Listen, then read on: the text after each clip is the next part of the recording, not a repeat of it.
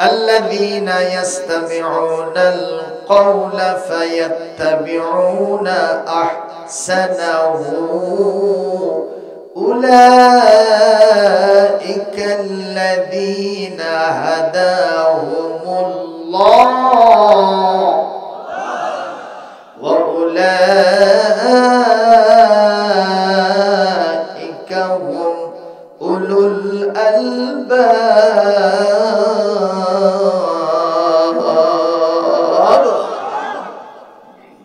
আল্লাহ রাব্বুল আলামিন বলেন, যারা আমার পাঠানো কোরআনে কারীমের এই কথাগুলি মনোযোগ দিয়ে শ্রবণ করে এবং আমলের জন্য নিয়ত করে, এই সব মানুষগুলি তো আমার জান্নাতের রাস্তা, হেদায়েতের রাস্তা দেখায় দিয়েছি। এরা সেই রাস্তায় পরিচালিত হয়ে গেছে। সুবহানাল্লাহ। শুধু তাই নয়, এই পৃথিবীতে মানুষ জজ, ব্যারিস্টার, উকিল, মুখতার, পিএইচডি হোল্ডার, ডক্টরেট ডিগ্রিধারী, অধ্যাপক, কবি, সাহিত্যিক, ইঞ্জিনিয়ার, ডাক্তার, ব্যারিস্টার, অ্যাডভোকেট, এদেরকে মানুষ সবচেয়ে বেশি জ্ঞানী মনে করে। কিন্তু আমি আল্লাহর কাছে ওই সব মানুষগুলির 4 পয়সার মর্যাদা নাই, মূল্য নাই। যদি তাদের সাথে আমার কোরআনের সম্পর্ক না থাকে, ওই হিরো গুলো কোরআনের দৃষ্টিতে জিরো হয়ে যাবে। আর আজকের মাহফিলে যদি কোনো অটো ভ্যান চালক, কোন রিকশা চালক, কোন দিন মজুর এসে বসে, জীবনে কোনোদিন মাদ্রাসার বারান্দায় পা দেয় নাই, জীবনে কোনোদিন কলেজ ইউনিভার্সিটিতে যায় নাই, এই মানুষটাও যদি কোরআনের মাহফিলের শ্রোতা হয়ে যায়, আমি আল্লাহ ঘোষণা করলাম এই জিরো মানুষটা আমার কোরআনের দৃষ্টিতে হিরো। এ হলো সবচাইতে বেশি জ্ঞানী। জোরে বলেন আল্লাহু আকবার। সুতরাং কোরআনের শ্রোতা হওয়ার জন্য আমরা কি বেজার হয়েছি। কিছু মানুষের চেহারা দেখে মনে হচ্ছে যে ওনার সাথে আমার 10 বছর ধরে একটা মামলা চলতেছে, এইভাবে চাই আছে কি? এরকম কোন ব্যাপার আছে নাকি? অথবা কেউ চিন্তা করতেছে এখনই পোলাটা দিলে ভালো হতো, এই হুজুর আসে আর 1 ঘন্টা লেট করল। এরকম চিন্তা আছেন কি? হাত তোলেন তো। কেউ আছেন? ওয়াজ না করে যদি কেউ ফিরি ফিরি খান, ওয়াজ না শুনে, এ খাবার কখনো টেস্ট লাগবে না। কথা কন না কেন? আর যদি কাজের বিনিময়ে খাদ্য দেন, খাদ্য খান, এ খাদ্য খেয়ে মজা আছে। কথা কন না কেন? কর্তৃপক্ষ যদি নাও দেয়, জোর করে নেবেন যে কাজ করছি, তাড়াতাড়ি দে। জোর কন ঠিক না বে ঠিক? প্রিয় উপস্থিতি, কোরআনের মাহফিলে শয়তানের চাপ আছে না নাই? এখান থেকে মিসগাইড করার জন্য শয়তান তার সমস্ত সোলজার বাহিনীকে নিয়োগ করেছে। আমরা কি কখনো শয়তানকে সেই চান্স দিব? আচ্ছা বলেন তো, আমরা যখন নামাজে তাশাহুদ পড়ি, আশহাদু আল্লা ইলাহা ইল্লাল্লাহু ওয়াহদাহু, তখন আমরা আঙ্গুল এরকম করি না? এই কথা কোনটাকে করি? এই যে আঙ্গুলটা উঁচু করলাম কি কারণে সেটা জানেন না? আজকে হাদিসের ব্যাখ্যাটা শোনেন। আমরা এটা দিয়ে শয়তানকে ভয় দেখাই। যখন কাকে? হে শয়তান, যতই চেষ্টা কর আমার কাছে আসলে কিন্তু খবর। যখন ঠিক কিনা? তো অনুরূপ ভাবে আজকের মাহফিলে শয়তানের বিরুদ্ধে একটা বোমা বাস্ট করতে হবে। সেই বোমা বারুদ দিয়ে তৈরি না, সেই বোমা জাগতিক যে বোমার মাধ্যমে স্প্লিন্টার গুলি মানুষের গায়ে লাগলে আহত হয়ে পড়ে যায়, সেই বোমা আমরা বিস্ফোরণ করব না। আমরা আল্লাহর নামে জোরে তাকবীর দিয়া শয়তানের বিরুদ্ধে বোমা ফাটাবো। রাজি আছেন যারা? দুটো হাত তুলে দেখান তারা। লিল্লাহে তাকবীর। আরো কি জোরে হয় না? লিল্লাহে তাকবীর। নারায়ে তাকবীর, নারায়ে তাকবীর। আল কোরআনের আলো। কেউ সংসদ, কেউ ঘরে, এটা একমত হন তো বাবা। এই এলোমেলোর জন্যই সব এলোমেলো হচ্ছে। জোরেগণ ঠিক কিনা? সবাই বলেন তো জ্বালবেন কোথায়? আরো জোরে। জোর হলো না, সবাই বলে। এরই মধ্যে কেউ কেউ চাপা মারে আছে, কোথায় কয় নেই। তার মানে আর অন্য কোন চিন্তা থাকতে পারে। এই কোরআন কি আব্দুল সালামের বাবার কোন দলের? বলেন, এই কোরআন পৃথিবীর সব মানুষের। সুবহানাল্লাহ।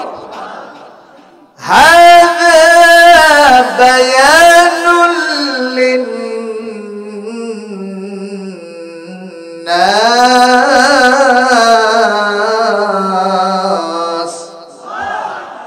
আরো জোরে বলেন আল্লাহু আকবার। আল্লাহ রাব্বুল আলামিন বলেন, এই কিতাবটা কোন দলের না, কোন গ্রুপের না, তামাম বিশ্বের সব মানুষের জন্য এটাকে বায়ান হিসেবে আমি আল্লাহ পাক বর্ণনা করেছি। সুতরাং আপনি যে দলই থাকেন না কেন, আপনার সংবিধান হলো মহাগ্রন্থ আল কোরআন। সুবহানাল্লাহ। এজন্য যখনই স্লোগান হবে কোরআনের আলো জ্বালবো কোথায়? জোরে বলেন, কোথায় জ্বালবো? আমি একটা ওয়াজ অনেক জায়গায় করি, আজকেও করছি। যখন এই কারেন্ট ছিল না, তখন আমরা রাতের বেলায় ভাত খাইতাম কি জ্বালায়? হারকিন বাতি, চেরাগ দিয়া, এরকম সলতে মোটা করে দিয়া, বাতিতে তেল দিয়া ভুটা বাতি জ্বলে। যদি বেশি লোক হয় তখন ওইটা জ্বলানো হতো। একজন অবজেকশন দিচ্ছে, বলে এখানে আলো আসতেছে না, আরেকজন ঠিক আমার হতে আলো আসছে না বলে। তখন আমাদের বাড়ির মুরব্বী যারা ছিলেন, মা বোনেরা, আমাদের খালারা, ফুপিরা, তখন একটা জিনিসের উপরে এই বাতিটা উঠাই দিত। সেই জিনিসের নাম কি? একই উপজেলার লোক তো, কেউ গসা ছাড়া পাশা কমে না। জনগণ ঠিক কিনা? ওটার নাম কি? গসা। গসার উপরে যখন বাতি দিছে আর কারো কোনো অবজেকশন, আর সবার পাতে পাতে আলো চলে গেছে। কথা কর তো। এই কোরআন হচ্ছে আলো, কোনো সন্দেহ? قد جاءكم من الله نور وكتاب مبين وأنزلنا إليكم نورا مبينا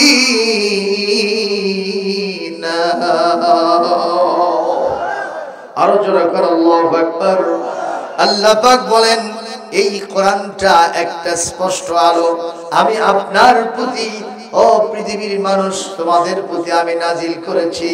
এই কোরআনের আলো যেহেতু নিচে আছে, এই কারণে সব জায়গায় পৌঁছে না, আদালতে যায় না, ওই সংসদ ভবনে যায় না, এইটার আলো ব্যবসায় যায় না, এটা চাকুরিতে যায় না, কৃষিকাজে যায় না, রাস্তাঘাটে ইমপ্লিমেন্টেশন হয় না। কোরআনের আলো সব জায়গায় না যাওয়ার কারণ হলো এই আলোটা, বাতিটা নিচে আছে, কোরআনের গছার উপরে উঠাই দিতে হবে। একটু জোরে বলেন, সেই গছার নাম কি? এই তো বুঝে গেছেন। এই সব মানুষের সামনে ওয়াজ করে খুব মজা আছে। সত্যি করে বলতেছি, আমাদের বগুড়া জেলার শ্রোতারা খুব বেশি ওয়াজ বলে, কথা কয় না। আর অন্য জেলায় দেখেছি, এই পাবনা এলাকায় চলে যান, রংপুর এলাকায় চলে যান, এরা লোক বেশি আসে কিন্তু ওয়াজ বোঝে না। লোক আসে খুব, দেখবেন 2-3 কিলোমিটার দূর থেকে বক্তা কে আসতেছে, সেদিকে খেয়াল নাই, লড় ছুটছে নারী পুরুষ সমন্বয়, হাজার হাজার জনতা, কিন্তু ওয়াজ বোঝে না। কিন্তু আমাদের বগুড়ার মানুষ ওয়াজ বোঝে, আলহামদুলিল্লাহ। আরো জোরে বলে আলহামদুলিল্লাহ। সুতরাং আমি আর ভূমিকা বাড়াবো না, সরাসরি মহাগ্রন্থ আল কোরআন থেকে প্রেসক্রিপশন দেব। বলি আল্লাহুম্মা আমিন। ইতিমধ্যেই রেসিটেশন ফ্রম দ্য হোলি কোরআন, কোরআনে কারীম থেকে তেলাওয়াত করেছি সূরাতুন নিসা 4 নম্বর সূরা 5 নম্বর পারা আয়াত নম্বর ঠিক 58। জোরে করুন কত? 58, 58 নম্বর আয়াত। এখানকার আলোচ্য বিষয় হলো মাত্র দুইটা। আরেকটা আয়াত যদি পড়তাম আরেকটা আলোচ্য বিষয় আসতো, তাহলে ওইটাকে সহই আমি বলছি। আজকে আমাদের আলোচ্য বিষয় হলো তিনটা। জোরে বলুন কয়টা? আরো জোরে বলুন কয়টা? তিনটা। 1 নম্বর হচ্ছে আমানত, 2 নম্বর আদালত, 3 নম্বর ইতাআত। এই তিনটার সমন্বয়ে যদি আজকের আলোচনা শুনতে পারি, আমলের জন্য নিয়ত করতে পারি, কোরআন হাতে রেখে বলছি আমরা সবাই গুনাহমুক্ত হয়ে আল্লাহর জান্নাতে মেহমান হয়ে বাড়িতে ফিরে যাব। সর্বপ্রথম আয়াতের তরজমা পেশ করছি। ইন্নাল্লাহা, নিশ্চয় আল্লাহ, ইয়ামুরুকুম, তোমাদের সবাইকে নির্দেশ দিচ্ছেন। কিসের? আন তুআদ্দুল আমানাতি ইলা আহলিহা, যাবতীয় আমানতগুলি যাকে দেওয়া দরকার তাকে দিয়ে দাও। যাকে দেওয়া দরকার তাকে দিয়ে দাও। কথাকার যে প্রাপক তার কাছে আমানত দিয়ে দাও। বুঝতে পারছেন? কিলটা যে মারলাম কি টেবিলত পারছি? বোঝেন নাই? যেখানে আমানত দেওয়া দরকার সেখানে দাও। কথাকার যেহেতু আমানত বহু বছর, শুধু একটাই না আরো আছে, সেগুলো কি ফাইন্ড আউট করব কিছুক্ষণ পরে ইনশাআল্লাহ। দ্বিতীয় নম্বর, ওয়াইযা হাকামতুম বাইনান নাসি আন তাহকুমু বিল আদল, যখন তোমরা মানুষের মাঝে বিচার ফয়সালা করবা ন্যায়ের ভিত্তিতে, ইনসাফের ভিত্তিতে, আদালতের সাথে বিচার করবা। সুবহানাল্লাহ। আল্লাহ পাক বলছেন আমার চাইতে সুন্দর ওসিয়ত নসিহত আর কেউ করতে পারে না। আমি শ্রোতা, আমি দ্রষ্টা, আমি দেখি তোমরা কে কি বলতেছো, আমি সেটাও শুনি। সুবহানাল্লাহ।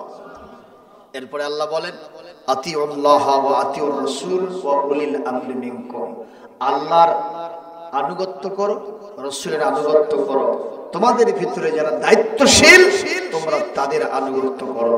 যারা বলেন সুবহানাল্লাহ। এই আয়াত কখন আসলো তার একটা ব্যাকগ্রাউন্ড আছে, শানে নজুল আছে। এই শানে নজুল যদি আপনারা শুনতে পারেন, বুঝতে পারেন, আপনাদের ভেতরটা সাফ হয়ে যাবে আজকের তাফসীর থেকে ইনশাআল্লাহ। সেটা হলো এই, বলেন তো কাবা ঘর কার? জুড়ে বলুন। কাবা ঘর যে আল্লাহর, এটা কোনো সন্দেহ আছে? এই কাবা ঘরটাকে আরবের কাফেররা জবরদখল করেছে। আল্লাহ নিজে বলছেন সূরা আলে ইমরান ঠিক 96 নম্বর আয়াত, আল্লাহ পাক বলছেন ইন্না আউওয়ালা বাইতিন wudi'a lin-nasi alladhi bi-Makkah mubarakan wa hudan lil-alamin। আল্লাহু আকবার। পৃথিবীর সর্বপ্রথম ঘর হলো কাবা ঘর, মানুষের জন্য আমি আল্লাহ মক্কা নামক মক্কায় তৈরি করেছি। সেখানে যদি যাও তোমরা বরকত দিয়ে মালামাল হয়ে যাবে, সওয়াব পাবা, নেকি পাবা, দুনিয়া এবং আখিরাতের জানমালের যাবতীয় তোমরা বরকত দিয়ে ধন্য হয়ে আসবা। যেরকম সুবহানাল্লাহ। তাহলে বুঝতে পারলাম কাবা ঘর কার? সেই কাবা ঘর আবু জেহেল দখল করছে। আল্লাহর নবীর মনের ইরাদা, ইচ্ছা, তামান্না, তিনি কাবাতে ঢুকবেন। হযরতে আলীকে ডেকে নিয়ে বললেন, আলী আমি একটু কাবায় যেতে চাই রে, একটু নিয়ে চলো তো কাবায়। হযরতে আলী বলছেন, ইয়া রাসূলুল্লাহ, ইয়া হাবিবাল্লাহ সাল্লাল্লাহু আলাইহি ওয়াসাল্লাম, কাবায় তো যাবেন, আমি এখনই আসলাম সেখান থেকে, দেখলাম এত বড় একটা তালা কাবার গেটে ঝুলতেছে, কিন্তু সেই চাবি, সেই তালাটা খোলার জন্য যে চাবি লাগে সেটা আমার কাছে নাই। হুজুর বললেন, তারপরেও তুমি আমাকে একটু নিয়ে চলো তো, আল্লাহ হতে পারে আমার জন্য কাবার দরজা খুলে দেবে। দেখেন, মহান আল্লাহর মেসেঞ্জার হিসেবে আমাদের নবী পৃথিবীতে আসছেন, সেই নবীকে আল্লাহর ঘরে ঢুকতে দিচ্ছে না। এই মানুষগুলো কি ভালো না মন্দ? এরা কি ভালো মানুষ না এরা জালেম? এই জোরে বলেন, এরা কি? যারা একজনের অধিকারকে বঞ্চিত করে, প্রাপককে না দিয়া অন্যকে দেয়, নিঃসন্দেহে এরাই হলো সবচেয়ে বড় জালেম, কোনো সন্দেহ। আজকেও পৃথিবীতে এমন কিছু মুসলমান আছে, আল্লাহর ঘর মসজিদের ইমাম হবে একজন আলেম, খতিব হবে একজন আলেম, কথা কয় না? সেই খতিব আল্লাহর ঘর মসজিদে কোরআন থেকে বক্তব্য দেবে। এই বক্তব্য যেহেতু ওনার নিজের পক্ষে যাইতেছে না, এই জন্য খতিবদের কণ্ঠরোধ করে বলা হচ্ছে সব কথা মসজিদে বলা যাবে না, তোমরা গিয়ে মসজিদগুলো দখল করো, এই সব মসজিদে যেন হুজুররা হাবিজাবি কথা বলতে না পারে। এরকম ব্যাপার সেবার বাংলাদেশে হচ্ছে কি হচ্ছে না? গতকাল এক মহিলা বক্তব্য দিচ্ছে, কোথাও যেন শুনলাম, বলতেছে আপনাদের উদ্দেশ্যে দায়িত্ব দিলাম, আপনারা আপনাদের মহল্লার মসজিদগুলোতে যাবেন, ওখানে যেন খতিবরা শুধুমাত্র ওয়াজ ছাড়া অন্য কিছু না করে। আচ্ছা, ওয়াজ ছাড়া খতিবরা আর কিছু করে? ওটি গান বাজনা হয়, নাটক হয়, ড্যান্স হয়, আর কি হয়? তাহলে বোঝা গেল খতিবরা যা বলে কোরআন থেকে ওনার নিজের পক্ষে যায় না, জন্য খতিবদেরকে বাধা দেওয়ার চেষ্টা করা হচ্ছে। এদের আমলের সাথে, এই সব মানুষের আমলের সাথে আবু জেহেলের আমল মিল হয়ে গেছে। কথা বলেন ঠিক না ঠিক? এই আচরণ প্রদর্শন করার কারণে 17 বছরের ফ্যাসিস্ট এই বাংলার জমিন থেকে আল্লামা দেলোয়ার হোসেন সাঈদীর ভবিষ্যৎবাণী ছিল, আজ হোক কাল হোক আলেমদের সাথে তোমরা যে আচরণ করছো, এমন একটা টাইম আসবে পালাইয়া গিয়া ইন্দুরের গর্ত লুকানোর জন্য খুঁজে পাবে না। এই ভবিষ্যৎবাণী কাজে লাগছে কি লাগে নাই? জোরে বলেন। আমরা অলিউল্লাহ খুঁজি বিভিন্ন মাজারে গিয়ে, কিন্তু আল্লাহর ওলি, জিন্দা ওলি যদিও ইন্তেকাল করেছেন, আল্লামা সাঈদী যা যা বলে গেছেন সব অক্ষরে অক্ষরে প্রতিপালিত হয়েছে, বাস্তবায়ন হয়েছে।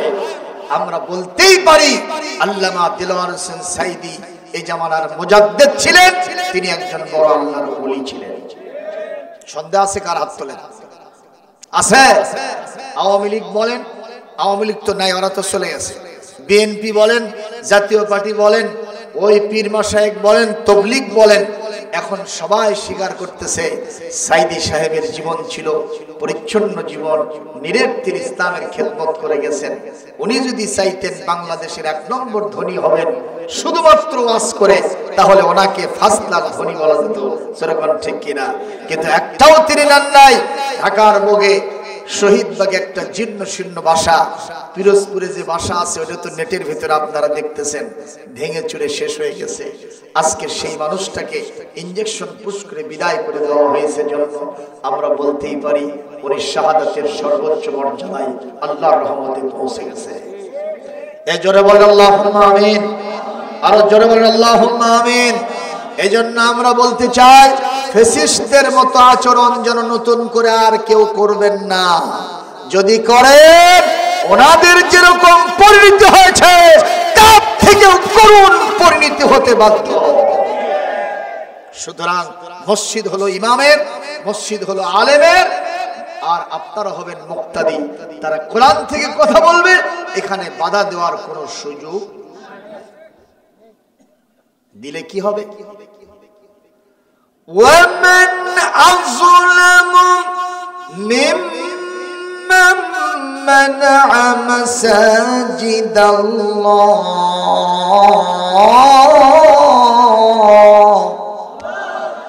أَنْ يُذْكَرَ فِيهَا اسْمُهُ। আল্লাহ রাব্বুল আলামিন বলেন, আল্লাহর ঘর মসজিদে যারা ফ্রিলি ইবাদত করতে দেয় না, স্বাধীনভাবে কথা বলতে দেয় না, স্বাধীনভাবে খুতবা দিতে দেয় না, এদের চাইতে বড় জালেম আসমান আর জমিনের নিচে উপরে আর কেউ নাই।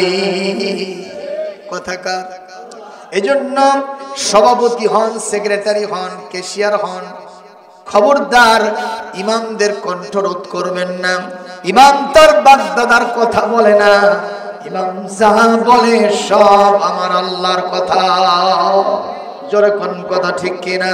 কোরআনে কারীম সূরা জিন আয়াত নম্বর 18 আল্লাহ পাক বলেন আন্নাল মাসাজিদা লিল্লাহি ফালা তাদউ মা'আল্লাহি আহাদা। সব মসজিদগুলি আল্লাহ, এখানে আল্লাহ ছাড়া আর কারো কথা চলবে না। এই কথার সাথে সায় হলো না কেন? মসজিদগুলি কার? এখানে আল্লাহ ছাড়া কারো কথা হবে না। জোরে বলুন কথা ঠিক না ঠিক? আমরা কি রাজি আছি তাতে? কারা কারা আছেন হাত তুলে দেখান মুসলমান, হাত তুলে দেখান। আল্লাহ আমাদের হাতগুলো কবুল করুন। জোরে বলি আমিন। হযরত আলী রাসূলকে নিয়ে গেলেন কাবার সামনে। রাসূল চর্মচক্ষে দেখলেন সত্যি তাই, এত বড় তালা ঝুলতেছে। তিনি বললেন আলী একটু অ্যাসেসমেন্ট করে দেখো তো এই কাবার চাবিটা কার হাতে আছে। উনি গবেষণা করে খোঁজ খবর নিয়ে দেখলেন এই কাবার চাবি আছে ওসমান ইবনে তালহার হাতে। কি নাম বললাম? ওসমান ইবনে তালহা। সে পাক্কা কাফের, আবু জেহেলের ছেলা, তার হাতে আছে কাবার চাবি। আমার রাসূল বলেন ইযহাব ইলা বাইত ওসমান। আলী রে তুমি ওসমানের বাড়িতে যাও, চাবিটা একটু নিয়ে এসো, কাবার দরজাটা খুলে দাও, আমি একটু প্রাণ ভরে আল্লাহর কাবাটাকে দেখব। রাসূলুল্লাহর আশা, এটা কি নিরাশা? এটা কি আশা করা উচিত না তার? এই আশাটা তিনি পোষণ করলেন। রাসূলের নির্দেশ পেয়ে ওসমান চলে কি বলে আলী চলে গেলেন ওসমানের বাড়িতে। যে ডাকতেছেন ইয়া ওসমান উখরুজ ইলাইয়া, ওসমান তুমি কোথায়, বের হয়ে এসো। ওসমান বলতেছে মান আলাল বাব ইয়াদউনি, কে আমাকে দরজার উপরে বারবার ডাকতেছে। বেরিয়ে আসলেন, এসে দেখলেন হযরতে আলী দাঁড়িয়ে আছেন। মাযা তুরিদু মিন্নি ইয়া আলী, তুমি আমার কাছে কি চাও? বলে উরিদুল মিফতাহ লিল কাবাতিল মুশাররাফ, আল্লাহর কাবা খোলার জন্য এই চাবিটা আপনার কাছ থেকে আমি চাই। সঙ্গে সঙ্গে ওসমান বলতেছে লিমাযা, তুমি কেন কাবা খুলবা? বলে আন্না মুহাম্মাদুর রাসূলুল্লাহ সাল্লাল্লাহু আলাইহি ওয়াসাল্লাম হুয়া ইয়াদখুলুল কাবাতাল মুশাররাফা। জোরে করে আল্লাহু আকবার। আমার নবী তিনি কাবায় ঢুকবেন আর কাবাটা দেখবেন, প্রাণ ভরে কাবা দেখে তার চোখ জুড়াবেন, কলিজা ঠান্ডা করবেন। একথা বলাও সারা, ওসমানের কলিজা আগুন লাগাও সারা। নবীর নাম শুনলে, আলেম ওলামার নাম শুনলে যাদের কলিজা আগুন ধরে, এদের সাথে যার সন্তান ওলীদ বিন মুগীরার চরিত্রের মিল আছে না নাই? জোরে বলা আছে না নাই? মুসলমান ওসমান বলতেছেন এত বড় দুঃসাহস, মুহাম্মদ কাবায় ঢুকতে চায়, এই স্বপ্ন কোনোদিন পূরণ হতে দেব না। চলো চলো, কোথায় মুহাম্মদ, আমি তার দফা রফা করব। হযরত আলী সামনে সামনে আসেন আর ওসমান পিছনে পিছনে আসেন। কখনো হযরত আলীকে পিছনে রেখে ওসমান সামনে যায়। কাবার সামনে আমার রাসূল দাঁড়িয়ে আছেন। এইটা দেখে অগ্নিশর্মা হয়ে গিয়া আমার রাসূলের সামনে দাঁড়িয়ে বলল, মুহাম্মদ তোমার এত আশা কেমনে হয়? তুমি কাবার ভিতরে ঢুকতে চাও, তোমার তো সাহস কম নাই। খবরদার, তুমি কাবায় ঢোকার সাহস দেখাতে পারবে না। কোন riwayat আছে আমার সোনার নবীর গলাটা ধরে জোরে ধাক্কা মেরেছে, আমার নবী পিছন দিকে আছাড় খেয়ে পড়ে গেছেন। জোরে কর নাউজুবিল্লাহ। আমার নবী যখন আছাড় খেয়ে পড়ে গেছেন, কিংবা নবীকে যখন বাপমা তুলে নবীকে যখন কটু ভাষা ব্যবহার করে গালি দেওয়া হলো, হযরত আলী বলেন ইয়া রাসূলুল্লাহ হাবিবাল্লাহ আস্তাযিনু ইলাইকা আযরিবু উনকা হাযিহিল কাফির, আপনি আমাকে অনুমতি দেন, আমার চোখের সামনে আমার জানের নবী প্রাণের নবীকে অপমান করবে, এটা অন্য কেউ সহ্য করলে করতে পারে, আমি আলী কখনো সহ্য করতে পারি না, অনুমতি দেন, আমি তরবারি দিয়ে ওর গর্দানটা উড়াইয়া দিব। আলীর ভিতরের জজবা এটা প্রত্যেকটা মুসলমানের থাকা দরকার আছে না নাই? এই কথা কন না কেন, দরকার আছে না নাই? কারণ আজকে ইসলাম আক্রান্ত হচ্ছে, আমার নবীর বিরুদ্ধে কার্টুন ছাপা হচ্ছে, আমার নবীকে মাঝে মধ্যে ফেসবুকে গালি দেওয়া হচ্ছে, কথা কন ঠিক কিনা? নবীর অনুসারীদেরকে মারা হচ্ছে, মুসলমান নাকে তেল দিয়ে ঘুমায়, একটা প্রতিবাদও করে না। এমন কিছু পীর নামের ক্ষীর আছে যারা আবার বক্তব্য দিয়ে বলে সেই ডেনমার্কে নবীর বিরুদ্ধে কার্টুন ছাপা হয়েছে, এরপরে ফ্রান্সের প্রেসিডেন্ট নবীর বিরুদ্ধে কার্টুন ছাপাইছে, এই জন্য বাংলাদেশের মুসলমানদের রাজপথে মিছিল করতে হবে কেন? নবীর প্রতি মহব্বত রাখলেই হবে। আপনার কথা বলেন, যেই মহব্বত নবীর পক্ষে স্লোগান দেয় না, নবীর পক্ষে মিছিলের সবক দেয় না, এই মহব্বত মহব্বত নয়, এটা হলো মহব্বতের ভান করা। ঠিক না বে ঠিক? আপনারা কি মনে করেন শুধু ইয়া নবী সালাম আলাইকা আর গরম গরম 10 খান জিলাপি, আতর সুরমা মাখা, এই যে হাব্ব জুব্ব লাগানো, পাগড়ি পড়া, মিষ্টি খাওয়া, কদু খাওয়া, এইটার ভিত্তিতে নবীর ভালোবাসা নির্ধারিত হবে? যেরকম হবে, নবীর আসল ভালোবাসা দিয়েছেন সাহাবীদের ভিতরে হযরতে হামজা। সুবহানাল্লাহ। কাল বললেন ভালোবাসা দিয়েছেন কিনা?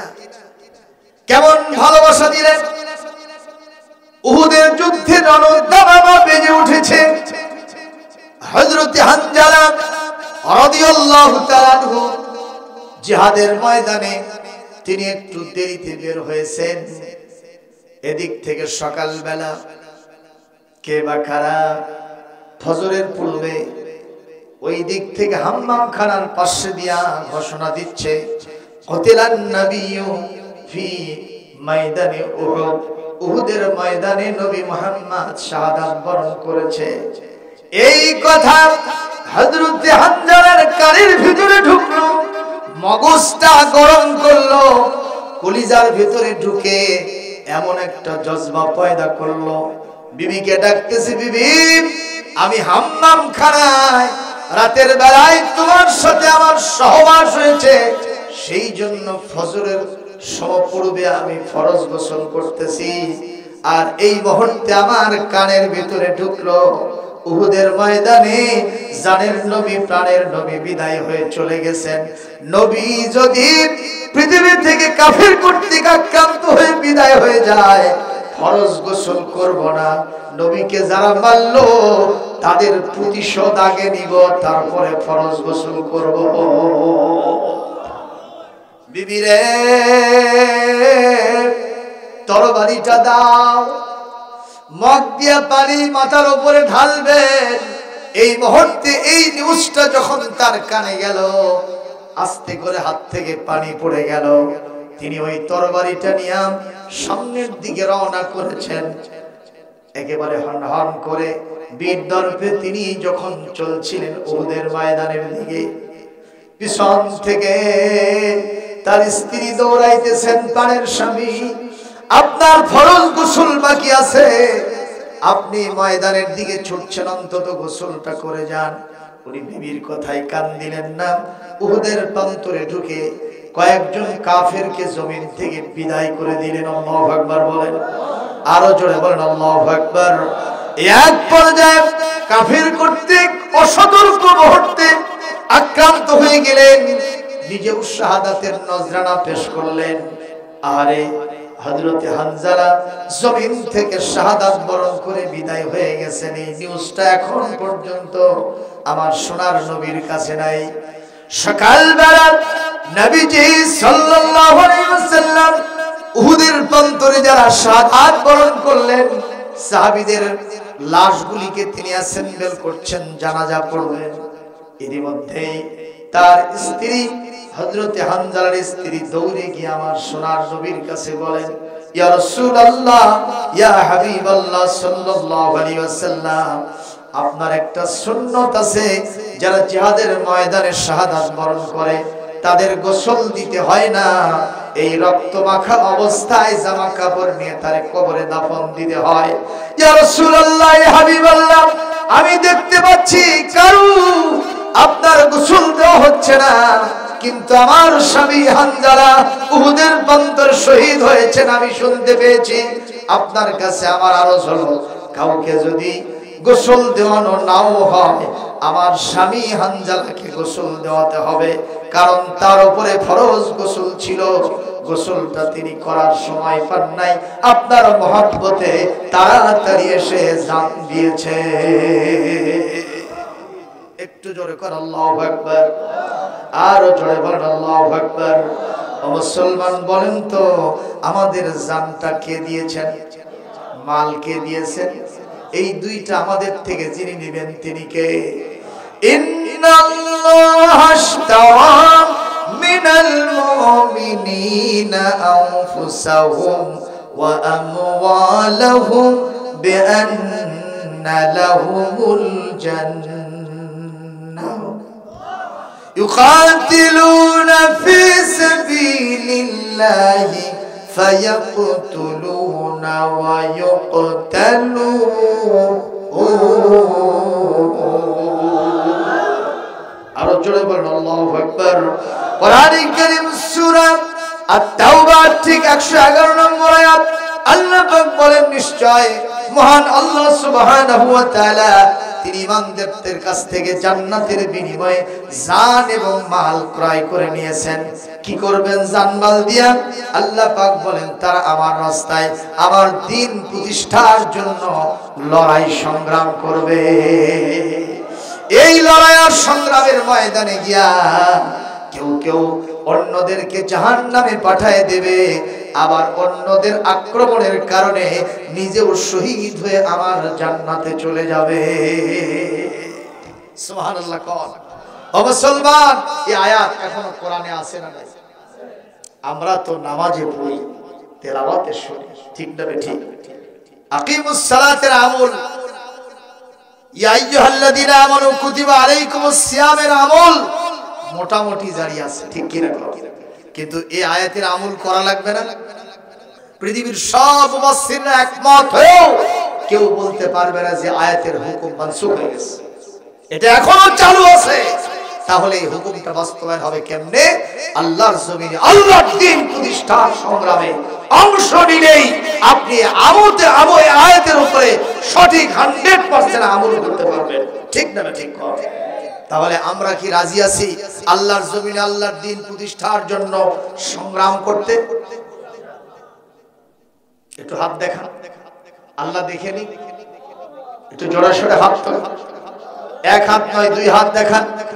এই আয়াতের উপরে আমল করতে হবে। একটু জোরে সরে বলেন লিল্লাহে তাকবীর, লিল্লাহে তাকবীর। আল কোরআনের আলো, জিহাদ জিহাদ জিহাদ চাই, জিহাদ করে বাঁচতে চাই। নারায়ে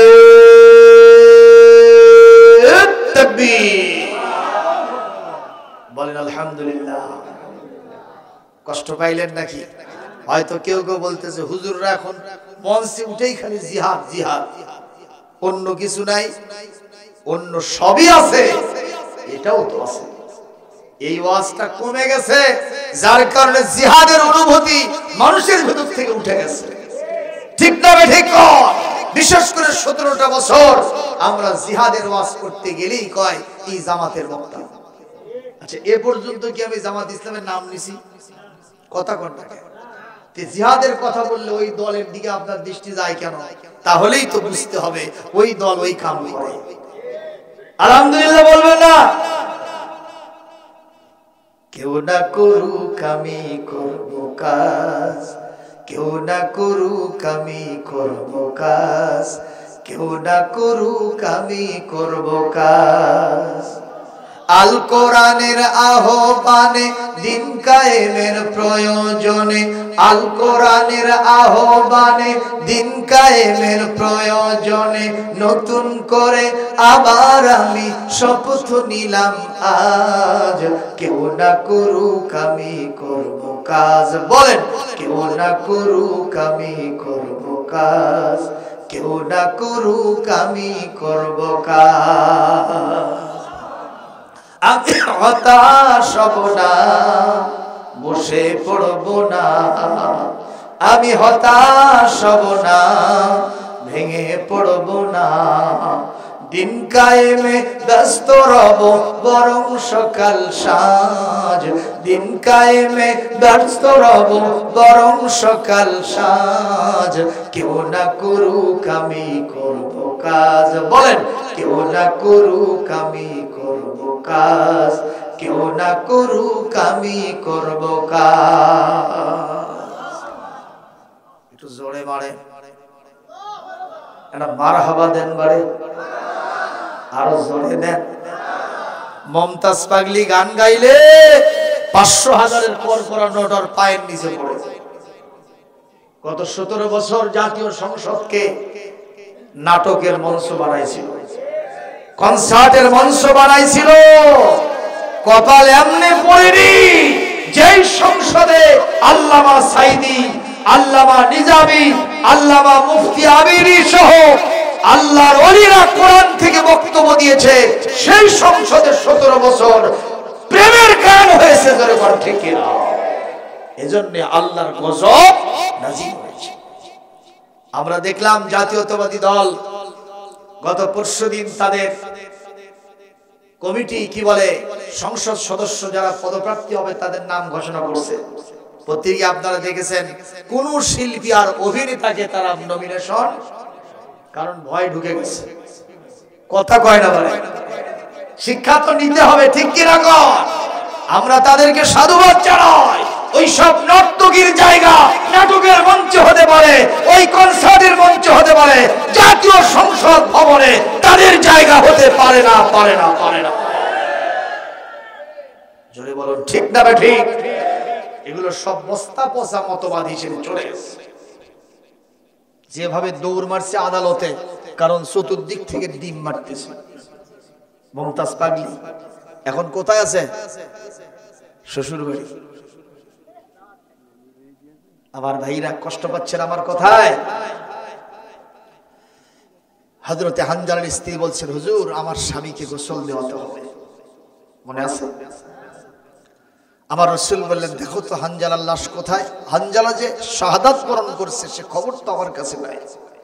সাহাবীরা কম্বিং অপারেশন চালাইলেন, চিরুনি অভিযান চালায় দেখলেন কোথাও হানজালার লাশ নাই।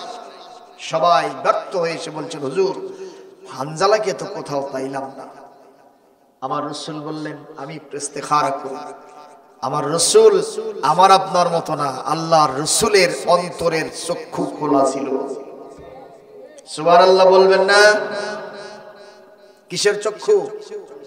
অন্তরের চক্ষু। হযরত ওমরও বলেছেন, আন্নাল মুমিনা ইযা আখলাসা কলবাহু ইয়ারা বিনূরিল্লাহ।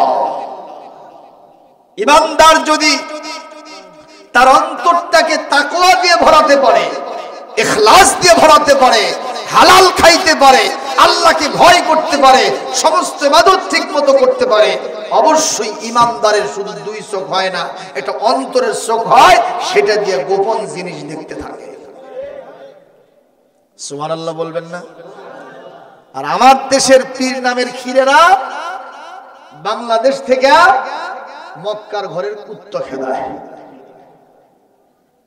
ঠিক না ঠিক? মুরিদের বাড়িতে গিয়া কি করতেছে? তো মুরিদ এসে জিজ্ঞেস করছে, হুজুর এরকম হে হে করলেন কি? কয়, বাবা আমি এর থেকে দেখতে পেলাম আমার কাশপু খুলে গেছে, তো আল্লাহর কাবা ঘরের ভিতর কুত্তা ঢুকছে, আমি এর থেকে খেতে দিলাম। কি বড় ওলি নামের গলি হয়ে গেছে। তো ওনার বউ সাহেবা, উনি আবার খুব চালাক চতুর ছিল। স্বামীকে বলল, তোমার এটা ওলি না গলি, পীর না ক্ষীর, এটাকে প্রমাণ না করে আমি ছাড়বো না। ভাত রান্দা সুন্দর করে ওই তরকারিটা ভাতের নিচে দিয়া হুজুরের সামনে হাজির করছে। হুজুর খালি সুবহানাল্লাহর জিকির করতে করতে ফেনা উঠে গেছে, কিন্তু খাওয়া শুরু করে না। মুরিদ এসে দেখে যে হুজুর এখনো খায়নি, শুরুই হয়নি। হুজুর খান, কয় বাবা কি দিয়ে খাবো, তরকারি লাগবে না। মুরিদের বলতেছে হুজুর দেরি করবে, কারণ আমি ঝাঁটা নিয়ে আসতেছি। তুমি কুত্তর ঘরে খাবার ঘরের কুত্ত খেদালে এখান থেকে, আর ভাতের নিচে তরকারি তা বলতে পারো না, তুমি কিসের পীর? তুমি হলো 1 নম্বর ভণ্ড। জোরে কোন ঠিক না বেঠি? সেক্ষেত্রে হযরত ওমর কত বড় পীর ছিলেন। আহা, নাহওয়ান্দের যুদ্ধ আমরা ফাজিল ক্লাসে আকায়েদের কিতাবে পড়েছি। কারামাতুল আউলিয়া হাক্কুন, ওলিদের কারামত, ওলিদের অলৌকিকত্ব, এটা একটা সত্য। জোরে কোন মারহাবা। হযরত ওমর ছিলেন খলিফা। নাহওয়ান্দের যুদ্ধে বিশাল সেনাবাহিনী কমান্ডার ইন চিফের মাধ্যমে পাঠিয়ে দিলেন। জুমার নামাজে তিনি খুতবা দিচ্ছেন। খুতবার ভিতরে সিয়াক সাবাক, পূর্ব পশ্চাৎ কোনো মিল নাই। হঠাৎ করে তিনি বললেন, ইয়া সারিয়াতাল জাবাল, ওহে পাহাড়ে উত্থিত আমার সেনাদল। এইভাবে যখন বারবার তিনি বললেন, 3 বার বললেন, সাহাবীরা যারা ওখানে মুক্তাদি ছিলেন, মুসাল্লি ছিলেন, তাদের ভাষা বাংলা না ইংরেজি? যেরকম আমরা বাংলাদেশের মুসলমানদের সামনে যখন আরবি দিয়ে খুতবা দেই, তখন মনে করে বাবা হুজুর যে কত বড় বুজুর্গ, কত যে জানে। অথচ হুজুর সাহেব তার বাপকে যদি গালিও মারে, আরবি দিয়ে যদি বদদোয়া করে, অনেকে দেশি মুরগি জব করে কবে আমার বাপের জন্য দোয়া করছে হুজুর খিলা। জোরে কোন ঠিক না ঠিক? আর ওখানে যারা বসে আছেন সবাই আরবি জানালো। ওনারা বললেন, আমার কত নম্বর মানের ক্ষতি হইছেন, খুতবার ভিতরে গোজামিল মারছেন, যেটার সাথে পূর্বের সম্পর্ক পরের সম্পর্ক নাই, এরকম একটা ইবারত আপনি কেন করেছেন? জবাব দিতে হবে। হযরত ওমর বললেন, নাহওয়ান্দের যুদ্ধে আমার সেনাদল শত্রু কর্তৃক আক্রান্ত হচ্ছিল, আমি এখান থেকে অন্তরের চক্ষু দিয়ে তা দেখতে পেরেছি, আর এখান থেকে চিৎকার দিয়া আমার সেনাবাহিনীর কমান্ডার ইন চিফ সেনাপতিকে আমি সতর্ক করে দিয়েছি। জোরে কি সুবহানাল্লাহ বলা যায় না? এই কথা বলাও সারা, মুসল্লিদের ভিতরে কানা ঘুষা হও সারা। ওমর বুঝি মিথ্যা কথা বলল নাকি সত্য বলল, বিষয়টা প্রমাণ করব আর আসার পর। মারহাবা কর। ওনারা নেতা বানাই টিপে টেপে গাঁজাখুরি গল্প করলো, আর আমি ঠেসে ঠেসে ভোট দিয়ে নেতা বানালাম। এইরকম ঠুনকো মুসলমান সাহাবীরা ছিলেন না। সাহাবীরা ছিলেন পরীক্ষিত মুসলমান, টিপে টেপে নেতা বানাইতো। আমাদের খালি একটা বিড়ির পুক্তি হলি যথেষ্ট। আপনারা কি গণ? বিড়ির পাশা মোতা, যেরকম ঠিক কিনা? আর 1 কাপ চা, ওটাকে তো চা কই না, আমরা বলি 1 কাপ চা। কারণ ভোটের চা আর খেরের পালার পচা পানি একবার সেম, ঠিক কিনা? আর মিছিল চলছে, নেতা মোদের একটাই, সে মোদের বল্টু ভাই। বল্টু ভাই যেখানে, আমরা আছি সেখানে। একজন কয়, দেরি করতো রে, তোর বল্টু ভাই যদি পায়খানা থাকে তুই থাকবো? কয় ভাই তালে নাই। তাহলে এই স্লোগান গুলো ভুল না শুদ্ধ? একমাত্র কোরআনের স্লোগান হলো সঠিক স্লোগান। জোরে বলুন ঠিক কিনা? এই জন্য ভুল স্লোগান দিব না, সঠিকটা দিব ইনশাআল্লাহ। কষ্ট পাচ্ছেন? ওনারা আসলেন, জিজ্ঞেস করলেন ঘটনা কি শুক্রবারের আগে কম? সেনাপতি বলতেছেন, সত্যি করে বলছি, আমি যখন পাহাড়ে উঠতেছিলাম আমার পিছনে অনেকগুলো সেনার সদস্য, হযরত ওমরের আওয়াজ আমার কানের ভিতরে ঢুকে গেল। আমি পিছনে তাকায় দেখি শত্রু সৈন্য অস্ত্র শস্ত্র সজ্জিত হয়ে আমাদের দিকে অ্যাটাক করতে আসতেছে। ওমরের আওয়াজ পেয়ে আমি সতর্ক হয়ে গেলাম, আল্লাহর রহমতে বেঁচে গেছি। এরকম পীরের দরকার আছে না নাই? আমার ভাইরা, আজকে আমি আমার মসজিদে মাগরিবের নামাজ পড় থেকে ওলিউল্লাহদের জীবনী নিয়ে আলোচনা করলাম। কারণ আমার ওই মসজিদের নাম হলো একজন পাগলা মানুষের নাম। সেই পাগলার নাম কি আপনারা তো সবাই জানেন, ভাই পাগলা, জনগণ ঠিক কিনা? ওনার ছিল আজকে মৃত্যুবার্ষিকী 22শে কার্তিক 1974 সনে উনি মারা গেছেন, একজন পাগলা মানুষ। কিন্তু ওনার নাম অনুযায়ী ওটা হলো কেন? বলে এই লোকটাকে ওখানে দাফন করা হয়েছে এই কারণে। কিন্তু তিনি যে একজন খাঁটি আল্লাহর ওলি, এ কথা কি আমরা বলতে পারবো? তো বলবেন যে তাহলে আপনি আলোচনা করলেন কেন, দোয়া করলেন কেন? একটা কারণে করছি, যে পাগল মানুষের জীবনে কোনো গুনাহ নেই, কথা কয় না। কিন্তু আমি আপনি সহ এখানে যারা বসে আছি, আমাদের এতগুলো গুনাহ আছে, কথা বলতে হবে ঠিক কিনা? আর যারা আল্লাহর পাগল হয়, কোরআনের পাগল হয়, তাদের সাথে তো আমার নবীর মিল হয়ে যায়। কারণ আমার নবীকেও তারা পাগল বলেছে। সূরা হিজরের 6 নম্বর আয়াত আমি তেলাওয়াত দিচ্ছি, একটু জোরে আল্লাহু আকবার বলবেন।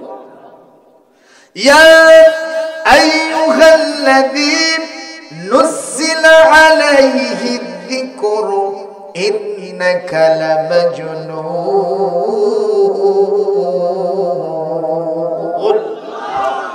ওহে যার উপরে জিকির নাজিল হইছে, তুমি তো একজন পাগল, অবশ্যই পাগল। বলেন তো, আমার নবী জিকির কাপড় পরতেন না? আমার নবী কি খানা খাইতেন না?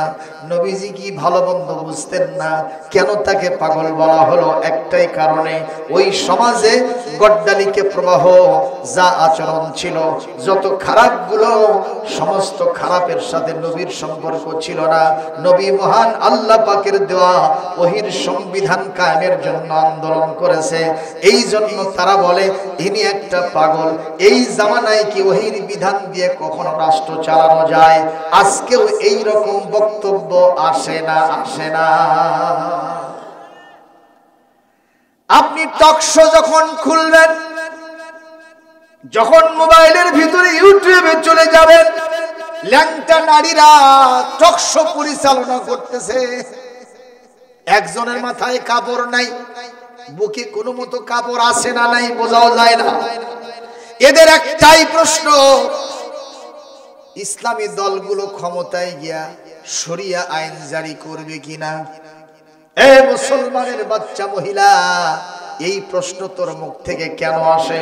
তুইও তো মুসলমানের দাবি করিস, তুইও তো ঈদে চান্দে মার্কেট করে ঈদ যাপন করিস, কথা কোন ঠিক কিনা? তুইও তো জন্মের সময় তোর বাবা মা আত্মীয় স্বজন সেখানে তোকে আজান দিয়েছিল, তোর জন্য আকিকা করেছিল, একজন মুসলমান মহিলা হিসেবে তোর নামকরণ করেছে।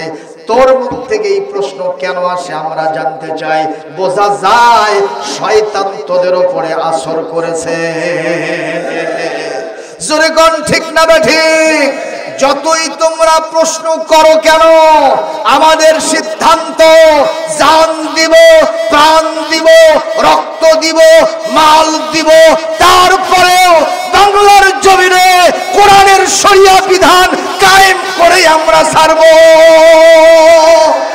কারা কারা রাজি আছেন? হাত তুলে আল্লাহকে দেখান।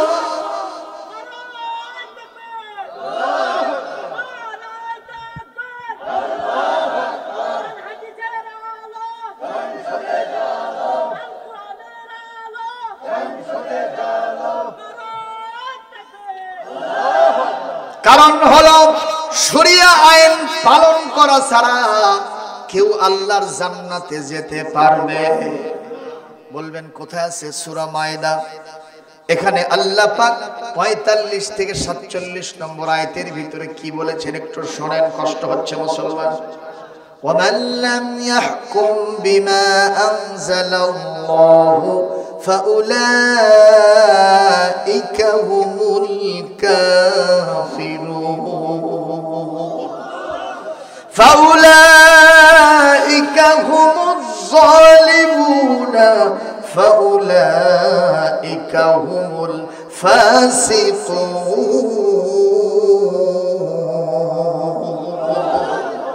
আল্লাহ পাক বলেন, আমার নাজিল করা বিধান দিয়া যারা বিচার ফয়সালা করে না, শরিয়া আইন যারা মানে না, এরাই হলো কাফের, এরাই হলো জালেম, এরাই হলো ফাসিক। জালেম, ফাসিক আর কাফেরের জন্য জান্নাত না জাহান্নাম?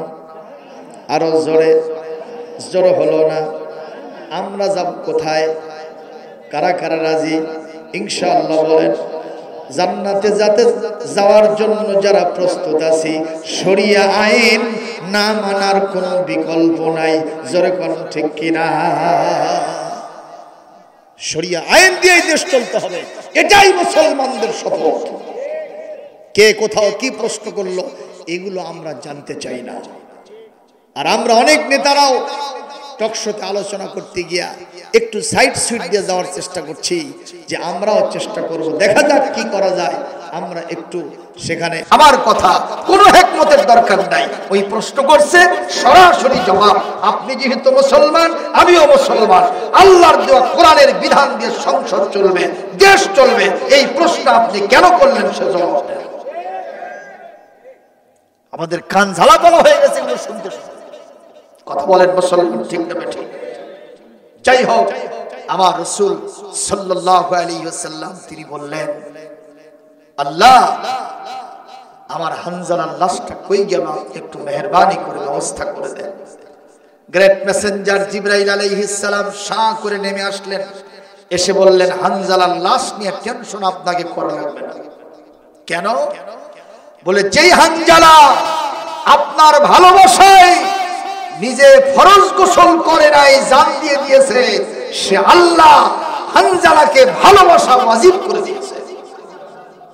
আল্লাহর সিদ্ধান্ত, হানজালার লাশের গোসল জমিনের কোন সাধারণ পানি দিয়ে হবে না, হাউজে কাউসারের পানি দিয়া আসমানে তার গোসলের ব্যবস্থা চলতেছে। জোরে বলেন সুবহানাল্লাহ, জোরে বলেন সুবহানাল্লাহ। আমার রাসূল অপেক্ষায় থাকলেন। কিছুক্ষণ পর অদৃশ্য জগৎ থেকে ফেরেশতাদের কান্দে ভর করে হযরতে হানজালার লাশ রাসূলের সামনে চলে আসলো।